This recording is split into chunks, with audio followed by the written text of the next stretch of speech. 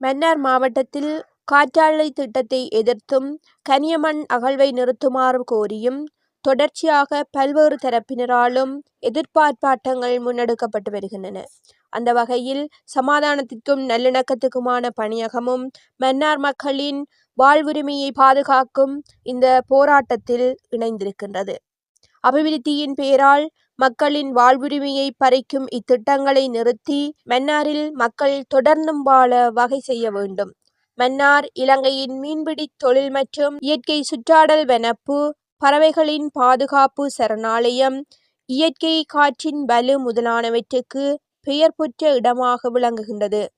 இந்த வளங்களின் நிறைவே மன்னாரின் அழிவுக்கு காரணமாக அமையப் போகின்றது. பொன் முட்டையிடும் வாத்தை கொன்றது போல ஏகபோக ராட்சத பல்தேசிய கம்பெனிகளின் இலாப வேட்டையாலும் இலங்கை அரசாங்கத்தின் கையாளாகாத நிலையிலும் அழிவை எதிர்நோக்கி உள்ளது மன்னார் தீவு. ஏற்கனவே உள்ள காற்றாலைகளால் மீன் கரைக்கு வருவது குறைந்துவிட்டது.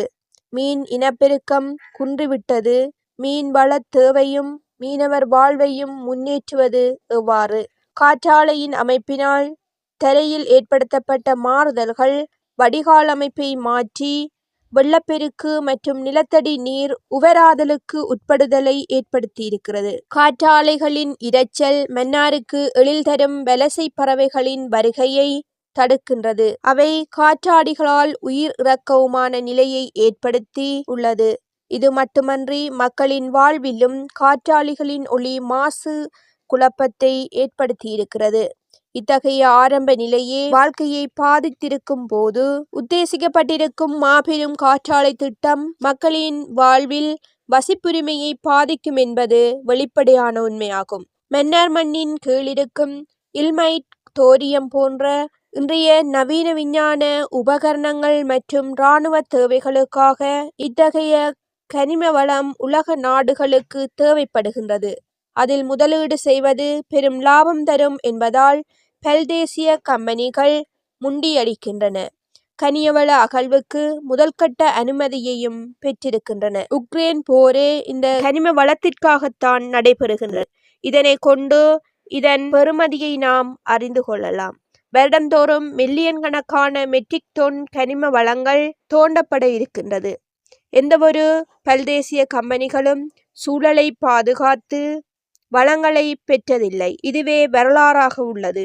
ஆகவே மன்னாரில் நடைபெற இருக்கின்ற இவ் அகழ்வு மன்னார் தீவையே மனித வாழ்வுக்கு உகந்ததாக இல்லாமல் செய்து மக்களின் வாழ்வுரிமையை கேள்விக்குட்படுத்துகின்றது. இந்த காற்றாலை மற்றும் கனிய மண் அகழ்வு நாட்டின் தேவைக்கானது அன்றி பல்தேசிய கம்பெனிகளின் இலாப குவிப்புக்கானதே என்பதை நாம் அனைவரும் உணர வேண்டும். இந்த ஆபத்து மன்னார் தீவுக்கானது மட்டுமல்ல, பல்தேசிய கம்பெனிகளின் வளவேட்டை வன்னி மக்கள் மற்றும் இலங்கை மக்களுக்கும் ஏற்பட இருக்கும் ஆபத்தை குறிக்கும். இவற்றை இனங்கண்டு இப்போதே தடுக்க வேண்டியது அனைவருடைய பொறுப்பாகவும் இருக்கின்றது.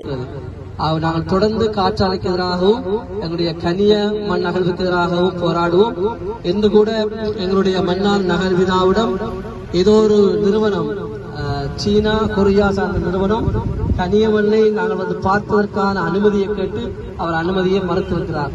ஆகவே நாள்தோறும் எங்களுடைய மன்னார் மண்ணை நோக்கி பல நிறுவனங்கள் வந்து கொண்டே இருக்கின்றன. ஆகவே தயவு செய்து மக்கள் எழுச்சியாக ஒவ்வொரு நாளும் இங்கே வரக்கூடியவர்கள் வந்து உங்களுடைய ஆதரவை எங்களுக்கு தொடர்ந்து தருமாறு அன்போடு கேட்டுக்கொள்கிறோம். நன்றி, வணக்கம்.